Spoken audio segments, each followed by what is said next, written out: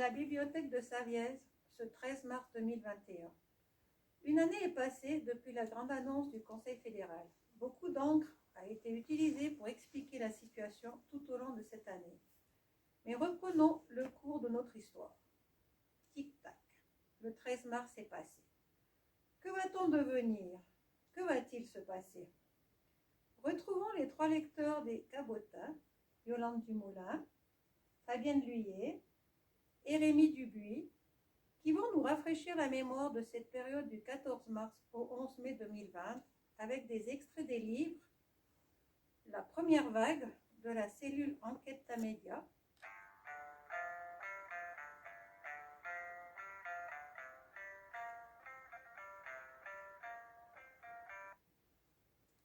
Le dit Corona de Frédéric Laguerre,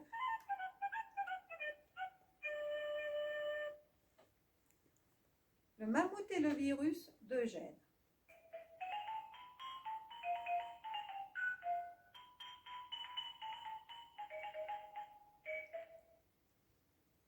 Vous pouvez écouter à l'envi ces 2 vidéos, enregistrées dans le cadre du Samedi des Bibliothèques 2021. La partager avec vos familles et amis, parce que le partage est toujours possible, même en temps de pandémie. Toute l'équipe de la bibliothèque remercie les Cabotas pour leur travail et la très chouette collaboration que nous pouvons avoir avec eux. Merci, et merci à vous qui prenez le temps de visionner ces vidéos.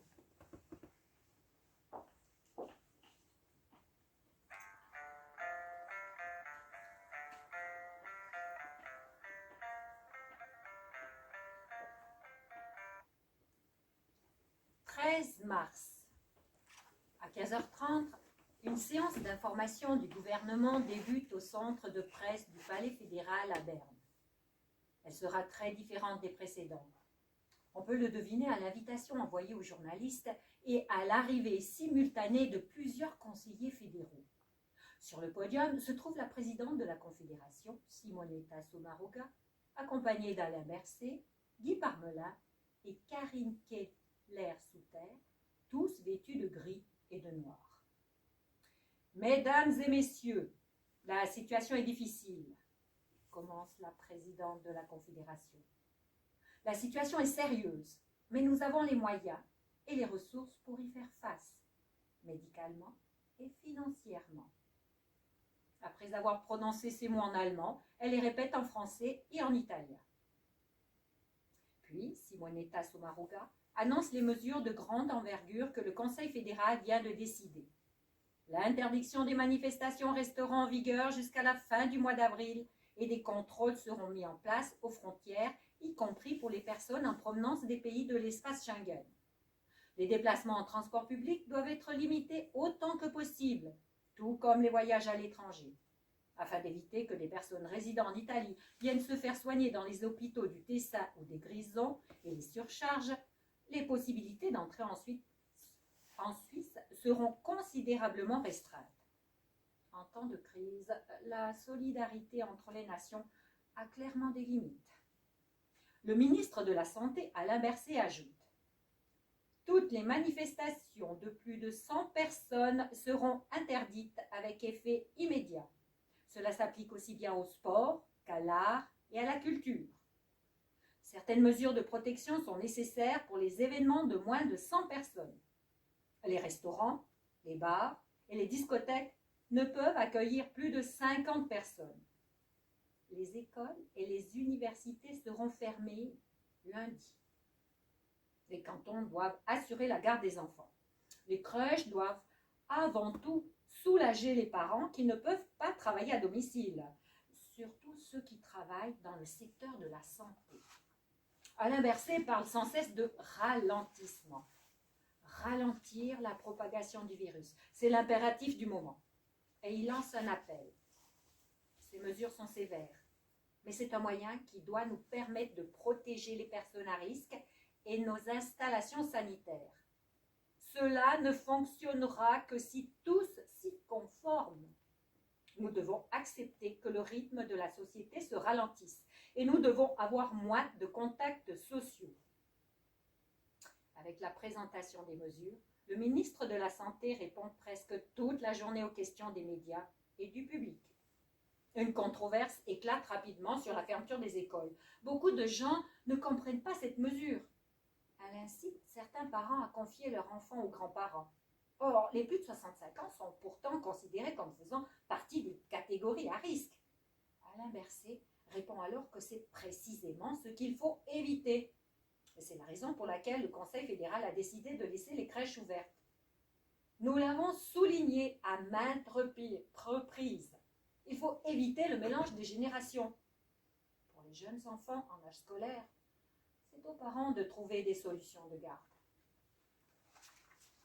16 mars. La réunion du Conseil fédéral dure 5 heures. La présidente de la Confédération, Simonetta Sommaruga, le ministre de la Santé, Alain Berset, la responsable du département de la Défense, Viola Amert, et la ministre de la Justice, Keller Souter, traversent d'un pas décidé la rue qui les sépare du centre de presse du Palais fédéral. Il est 17 heures. Près d'1 million de Suisses regardent en direct Simonetta Sommaruga décréter la situation extraordinaire. C'est la première fois que la forme la plus grave d'urgence sanitaire est déclarée. La présidente Sommaruga explique: nous avons désormais des règles uniformes dans toute la Suisse, des mesures claires, compréhensibles et identiques sur tout le territoire national. C'est ce dont la population a besoin maintenant. Et le Conseil fédéral le dit très clairement, nous avons maintenant aussi besoin que la population respecte ces mesures. Le gouvernement a pu se donner davantage de pouvoir grâce à la loi sur les épidémies. Il les utilise immédiatement pour limiter au maximum la vie publique dans le pays. Dès minuit, les restaurants, les bars, les lieux de divertissement et de loisirs doivent fermer, ainsi que tous les magasins, les épiceries et les établissements de soins de santé. Les frontières seront surveillées par des soldats si nécessaire. Jusqu'à 8000 militaires pourront être déployés à cette fin, mais aussi dans les hôpitaux et dans les secteurs de la sécurité et de la logistique.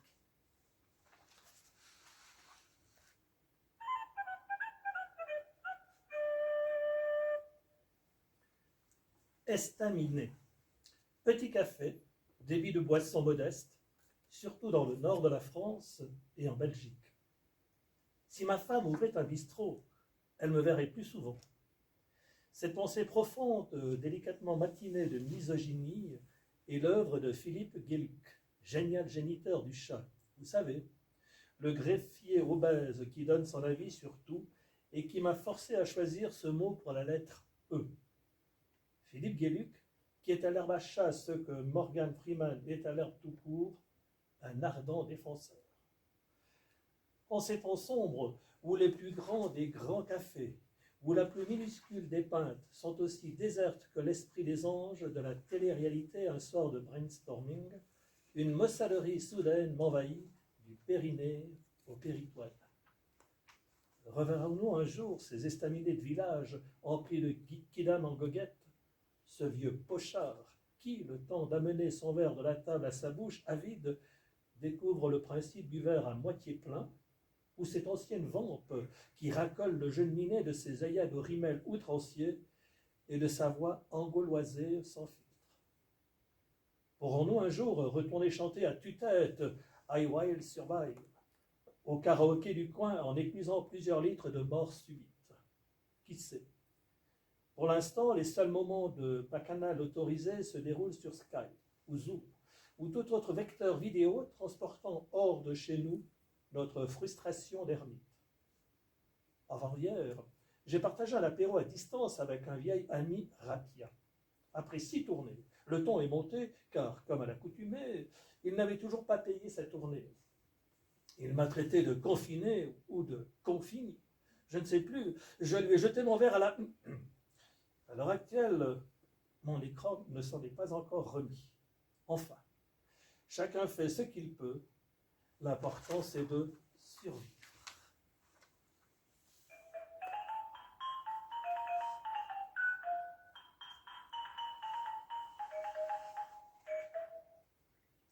À Hérimance, devant l'épicerie, j'entends un vieux monsieur ricaner.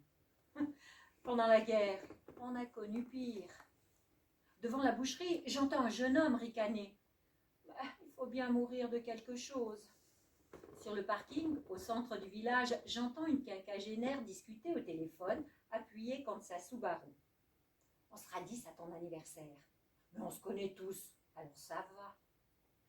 Soit ils n'ont toujours pas compris le fonctionnement d'un virus, soit leur égocentrisme les rend aveugles. Le virus, on l'attrape autant qu'on le transmet. Toutes les andouilles qui sortent sans absolue nécessité ne songent pas qu'elles pourraient tuer leur mère, leur tante, leur meilleur copain, leur mari, leurs collègues, leurs voisins, le chauffeur de bus, le contrôleur de train, leur frangin.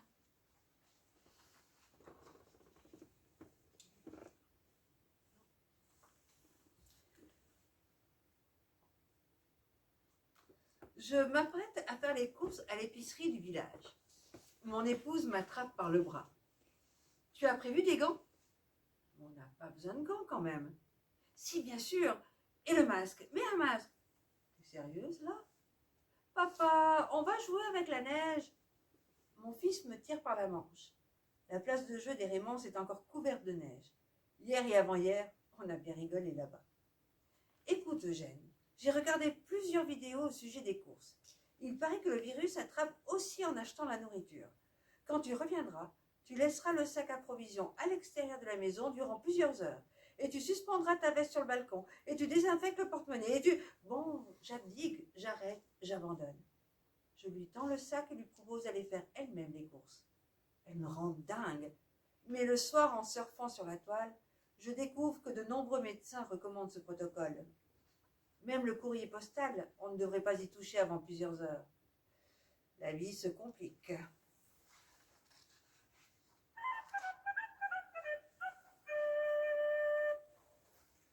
Hoax, terme informatique signifiant canular, bobard, qui circule souvent sur Internet. Corneille disait, Pierre Corneille donc, pas l'oiseau gueuleur qui vient tous les matins me tirer de la douce torpeur de mon confinement. Corneille disait, le problème avec Internet, et plus particulièrement avec les citations qu'on y trouve, est qu'on ne peut jamais vérifier leur origine. Enfin, connaisseur de la mystification, l'auteur de l'illusion comique et du menteur sait nous parler de contre-vérité. Je suis juste un tantinet surpris de la précocité de sa prémonition. Prévoir 336 ans à l'avance une catastrophe de cette ampleur, c'est aussi fort que Nostradamus et Greta Thunberg réunis. Sur mon smartphone, les hoax pullulent. Du combat contre le Covid-19 par le froid et la glace, rapidement contredit par l'OMS, aux grandes dames de la gelateria Fatto con Amore, proche du dôme de Milan, à la mise en ligne d'un rapport scientifique de 2015 dévoilant une analyse prouvant qu'il y a plus d'huile de palme dans le Nutella que dans l'huile de palme. En passant par le message du président Macron qui, pour compenser le manque de masques chirurgicaux, appelle tous les Français à pratiquer l'apnée en groupe de 5 ou quelque chose de ce genre. Et d'autres, moins drôles, qui peuvent coûter cher aux malheureux cliquant sur le lien hypertexte de ces messages parasites. Tiens, cela me donne une idée. En passant votre souris sur le lien suivant, https sauver un pangolin de la boucherie chaîne.org, vous pourrez sauver un pangolin et une application débitera 50 francs de votre compte Twint à mon profit. On ne sait jamais. Cela pourrait payer mes prochaines vacances en 2025. Enfin, chacun fait ce qu'il peut. L'important, c'est de survivre.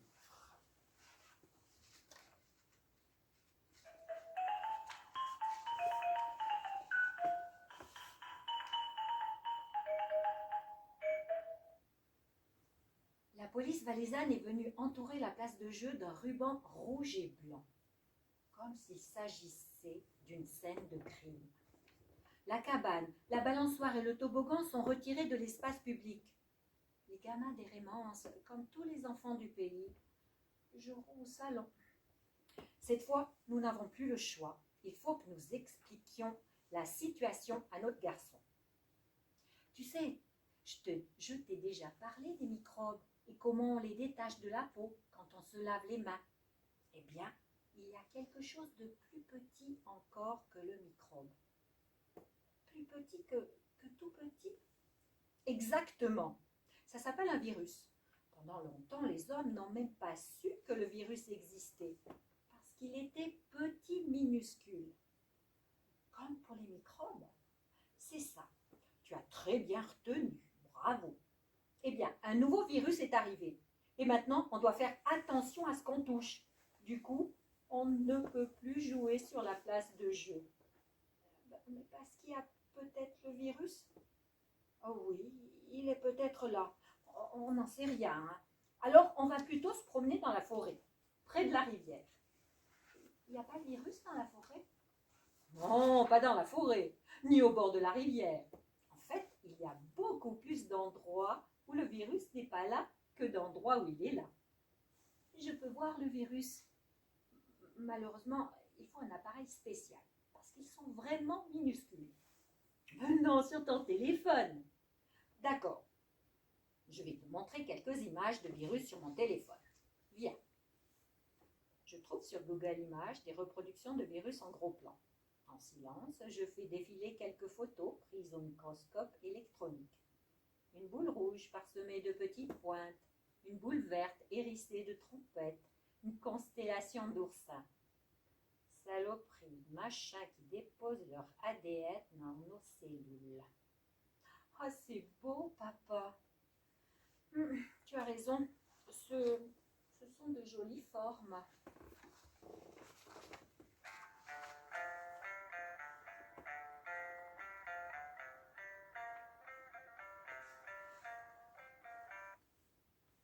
Extrait du journal de Jana Siroka, médecin urgentiste à la clinique Hirslanden de Zurich. Mercredi 25 mars. Je me réveille chaque matin avec un sentiment différent. Il y a 3 jours, c'était la peur. Mais pas d'une contagion. Il est tout à fait possible que je sois infectée bientôt parce que le matériel de protection est très limité. Nous devons porter les masques pendant au moins 48 heures. Nous avons pour instruction de désinfecter en profondeur, mais avec parcimonie. Nous ne pouvons pas tout désinfecter toute la journée. Il y aura toujours quelque chose que l'on oublie. On ne peut pas non plus manger avec son masque dans un petit espace avec ses collègues. À certains moments, on doit enlever son armure de protection et se détendre. Nous essayons tous de respecter les règles d'hygiène du mieux que nous pouvons, mais c'est difficile. C'est pourquoi je m'attends à être infectée à un moment donné. Je n'ai pas peur du virus, car je pense être en suffisamment bonne santé pour que mon système immunitaire puisse le gérer. Mais j'ai peur de ce qui va arriver, que cela nous traumatise, moi et mon équipe. C'est l'attente de la grande vague, et nous ne saurons pas si cette vague n'atteindra que nos genoux ou si elle s'abattra sur nous comme un tsunami. On a déjà l'impression de se noyer. J'ai peur pour mon équipe. Le personnel infirmier est très stressé. Je suppose que les médecins ne le montrent pas autant. Je suis également en contact avec de nombreux autres hôpitaux, avec le personnel infirmier ainsi qu'avec les médecins. On sent que les gens sont inquiets. Il y a 2 jours, j'ai eu l'impression d'être dans le brouillard. J'étais sur la route en train de pleurer. Puis hier, je me suis sentie très bien. Je me sentais comme un chevalier partant au combat, confiante que nous allions y arriver. C'est comme ça depuis 2 semaines. Des sentiments différents chaque jour. C'est intense, plus intense que d'habitude. J'ai du mal à trouver la sérénité. Peut-être qu'en raison de mon engagement politique en tant que présidente de l'association des médecins assistants et seniors de Zurich, je me sens responsable. Mais aussi parce que, même si nous n'avons pas encore beaucoup de patients atteints du Covid-19 à l'hôpital, nous modifions notre dispositif tous les jours. Je m'endors en pensant à ce que je pourrais encore améliorer et je me réveille en pensant à ce qu'il me reste à préparer. D'une certaine façon, s'agiter comme ça est assez facile. On se sent efficace, on organise une formation entre l'anesthésie et les soins intensifs, on parle à la pharmacie de l'hôpital pour savoir s'il y a suffisamment de sédatifs et d'opiacés en stock, on s'inquiète de devoir écrire une lettre au Conseil fédéral sur les blouses de protection avec des collègues de l'association. et on maintient des contacts avec d'autres sections dans toute la Suisse. Des collègues m'écrivent pour me signaler que leur direction leur demande désormais de faire du chômage partiel, ou leur dit qu'elles pourraient être obligées de travailler alors qu'elles sont encore en congé maternité et qu'elles allaitent. Hier, quand je suis allée travailler, le service des urgences était presque vide. Incroyable. Plus tard, plusieurs ambulances sont arrivées avec des patients. Dans la plupart des services d'urgence avec lesquels je suis en contact, l'ambiance est presque effrayante en ce moment. Le calme avant la tempête, ça use les nerfs. C'est un moment surréaliste pour tous ceux qui travaillent à l'hôpital. En même temps, il se passe des choses qui nous donnent du courage. De vieilles habitudes s'effritent. Les personnes qui sont courageuses et qui prennent des responsabilités le font encore davantage. Les instructions peuvent changer en une demi-journée, ce qui crée de la confusion. On a besoin de personnes qui se dressent et prennent des responsabilités. C'est bon de sentir cette force chez ces personnes.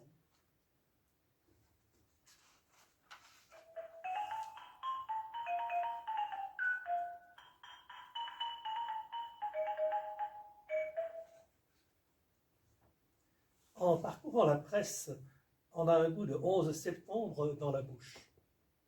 Je me souviens que le 12 septembre 2001, beaucoup de journaux avaient consacré l'ensemble de leur page à l'événement.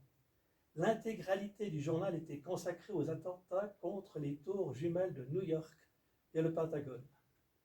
Le cahier international évoquait les réactions des présidents, des chanceliers et des premiers ministres à travers le monde. Le cahier national s'intéressait aux prises de position des politiciens locaux. Le cahier économique cherchait à comprendre comment les compagnies aériennes allaient s'en sortir.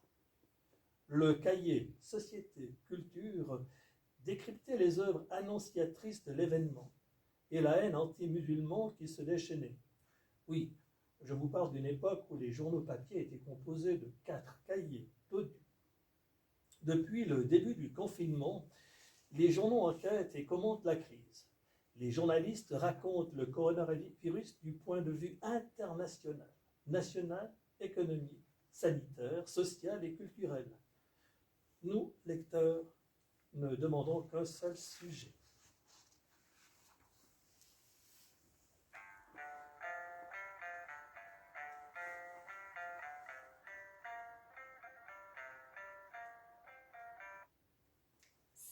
Avril. Le matin du 7 avril, c'est la première fois qu'une commission parlementaire se réunit depuis l'interruption de la session 3 semaines plus tôt. La Commission de la Sécurité sociale et de la Santé publique du Conseil des États a invité Alain Berset et Guy Parmelin. Dans la soirée, la Commission publie un communiqué de presse dans lequel elle dit « La CSSSE soutient les mesures efficaces prises par le Conseil fédéral. Elle loue l'excellent travail effectué par le Conseil fédéral dans la situation de crise actuelle. Toutefois, elle demande également que d'autres acteurs concernés soient inclus dans les mesures prises en matière d'allocation pour perte de gain. Elle veut également un soutien aux crèches et une meilleure coordination des ressources du personnel hospitalier et demande que les hôpitaux publics ne soient pas désavantagés par les mesures de chômage partiel. » Ces quelques lignes ont surtout valeur de symbole. Le Parlement entre à nouveau en action.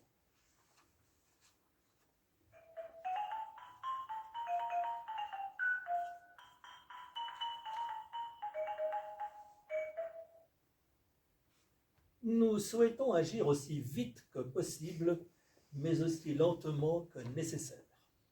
Dans aucun pays, aucun dirigeant n'a trouvé une formule plus frappante pour annoncer le déconfinement.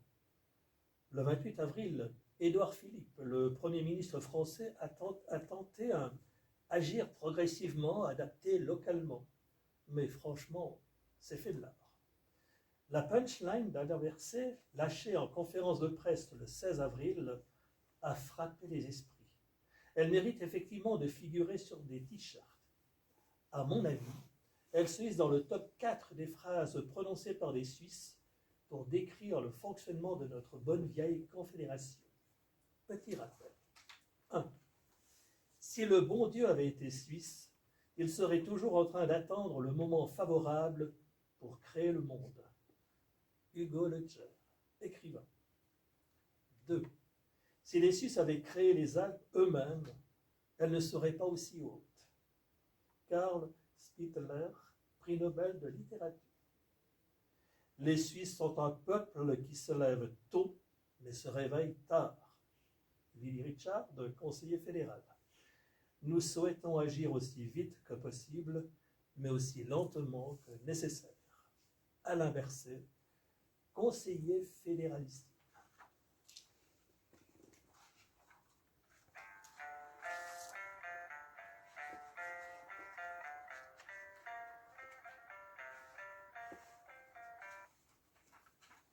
Extrait du journal de la médecin urgentiste Yana Siroka. Jeudi 16 avril. Je ne sais plus vraiment quoi dire sur cette crise.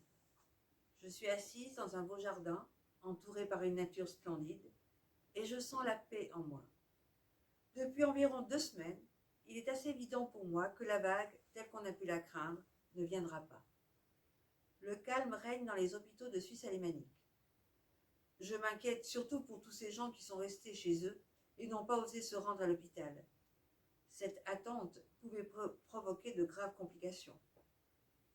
On lit sans cesse des histoires dramatiques sur ces patients qui arrivent trop tard. Et quand je pense que pendant les 2 semaines qui ont précédé Pâques, c'était le calme plat ici aux urgences d'Irslanden Zurich. Je dois avouer que je n'ai jamais rien vécu de tel. Rien. Nous avons renvoyé nos assistants chez eux les uns après les autres. Ils ont pu compenser les heures supplémentaires accumulées depuis des années. Au Tessin aussi, la situation s'est considérablement améliorée. La Suisse romande, en revanche, est encore très touchée. Mais même là, l'impact est très localisé. Les collègues des services de soins intensifs et de médecine interne ont trop à faire. Mais beaucoup d'autres sont envoyés au chômage partiel. Ne plus être autorisé à travailler est une expérience totalement inédite pour ces médecins. Il faut aussi dire que la charge de travail est très inégalement répartie. De mon côté, je réussis à me détendre. Je me prépare psychologiquement à mon nouveau travail à la clinique d'Arlesheim à Bâle-Campagne et à mon départ des urgences d'Irslanden à Zurich. Mes fantastiques collègues resteront dans mon cœur. Je suis en train de préparer le déménagement. La pandémie me semble lointaine et ma peur de la vague a disparu. Mais je crois que cette crise nous occupera encore longtemps, tant sur le plan médical que socialement et économiquement.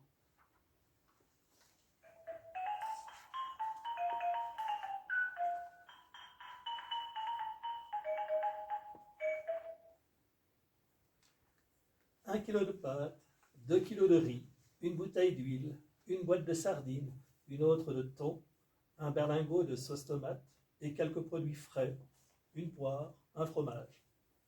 Ce petit trésor enfoui au fond d'un sac en papier vaut la peine de patienter plusieurs heures. Samedi 2 mai à Genève, les nécessiteux surgissent au grand jour. Devant la patinoire des Vernets, 2200 personnes font la queue sur 1 kilomètre, distance sociale oblige, pour recevoir un sac de nourriture d'une valeur de 25 francs. Ce sont principalement des étrangers qui participent de manière souterraine à la vie économique du canton de Genève. Des employés de maison, des travailleurs ayant un contrat précaire, des sans-papiers. Des familles entières qui ne reçoivent aucune indemnité et ne bénéficient d'aucune assurance chômage vivent de ce sac, précise un responsable de l'association, la caravane de solidarité, au micro de la RTS. Car il s'agit bien d'une initiative privée. Pressentant que la foule serait au rendez-vous, la caravane de solidarité a demandé l'appui logistique de la ville de Genève. Petit détail. Médecins sans frontières a été mandaté par les hôpitaux universitaires de Genève pour interroger anonymement les gens dans la file. Un questionnaire pour mieux savoir où ils en sont par rapport à la maladie.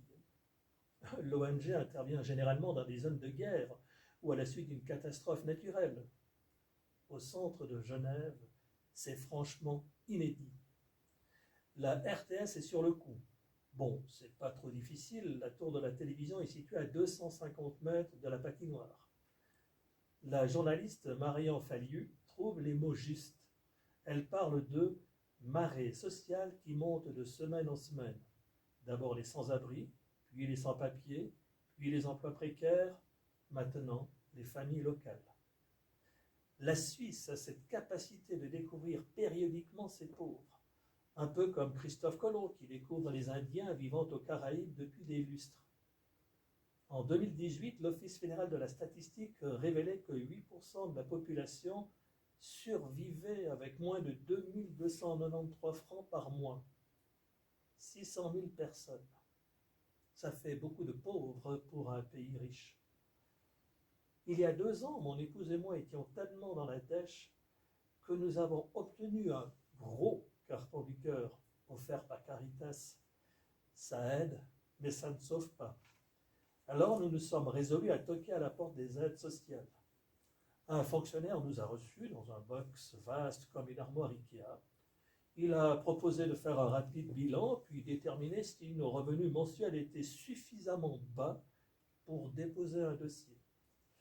Après un rapide examen de notre situation financière, il est apparu que nous étions juste pas assez pauvres pour prétendre à une aide. Je me souviendrai toujours de sa dernière phrase. Revenez l'année prochaine, et si vous êtes un tout petit peu plus pauvre, nous pourrons vous aider.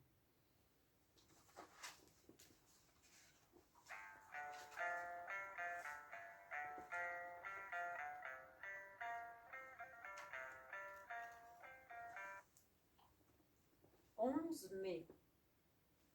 Le 11 mai, la vie des Suisses se modifie radicalement. Depuis la fin du confinement, c'est probablement le jour où les changements sont les plus palpables. Tout le monde a le sentiment que la vie normale reprend son cours, même si les choses sont légèrement différentes. Une nouvelle normalité, c'est l'expression du moment. Après 8 semaines d'école à la maison, plus d'1 million d'enfants peuvent ou doivent, c'est selon, retourner à l'école. En Suisse romande, les élèves recommencent un jour sur 2 par demi-classe. Tous les magasins, restaurants, marchés, musées, bibliothèques ouvrent à nouveau. Les athlètes retrouvent leur entraînement.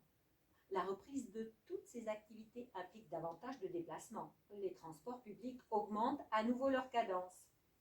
En Suisse, il a été prouvé que 30 000 personnes ont été infectées par le coronavirus.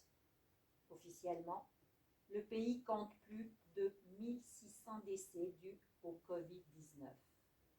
Mais depuis début avril, il y a plus d'1 mois, les infections ont fortement diminué. À partir du 1er mai, moins de 100 infections sont détectées chaque jour, et cela même si le nombre de tests a considérablement augmenté. Cependant, avec le déconfinement rapide, les chiffres pourraient à nouveau augmenter. D'autres mesures sont nécessaires pour garantir que la nouvelle normalité ne soit pas de courte durée. Le Conseil fédéral annonce ainsi la réintroduction du contact tracing. À partir du 11 mai, les cantons devront recommencer à tracer la totalité des chaînes de transmission des nouvelles infections.